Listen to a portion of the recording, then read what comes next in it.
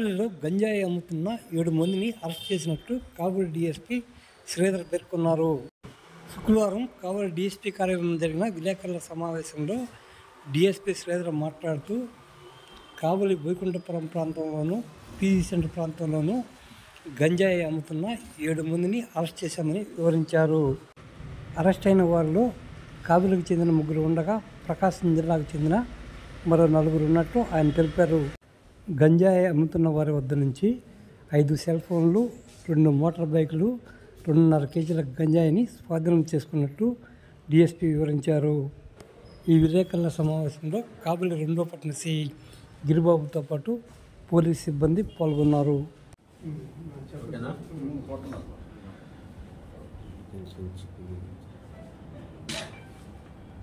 నెల్లూరు జిల్లా కావలి 2 టౌన్ పరిధిలో ఈ గంజాయి సంబంధించి ఎవరైనా వ్యక్తులు అమ్మకాలు చేస్తున్నారని చెప్పే విషయంగా మా ఎస్పీ గారి ఆదేశాల మేరకు మేము వర్కౌట్ చేయడం జరిగింది.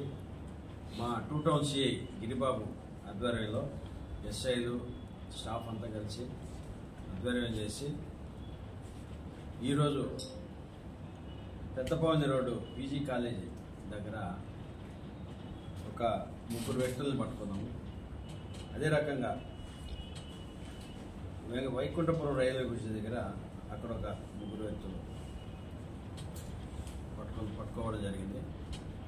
టోటల్గా పెద్దపవని రోడ్లో 4, వైకుంఠపురంలో 3, టోటల్గా 7 మందిని అరెస్ట్ చేయడం జరిగింది. ఈరోజు వీళ్ళు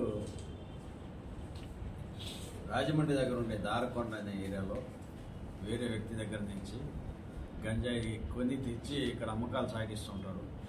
వీళ్ళలో 3 వచ్చేసి మన కావలి వాళ్ళు, ప్రకాశం జిల్లా వాళ్ళు 4 ఉన్నారు.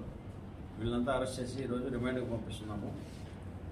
సెల్ ఫోన్లో 5 సెల్ ఫోన్లు, 2 మోటార్ సైకిల్స్, తర్వాత 2 కేజీల 530 గ్రాముల గంజాయి కూడా స్వాధీనం చేసుకోవడం జరిగింది. ఈ విషయంగా కేసు రిజిస్టర్ అయిన తర్వాత అరెస్ట్ చేసి వీళ్ళంతా కూడా ఈరోజు రిమాండ్కు పెట్టడం జరుగుతుంది.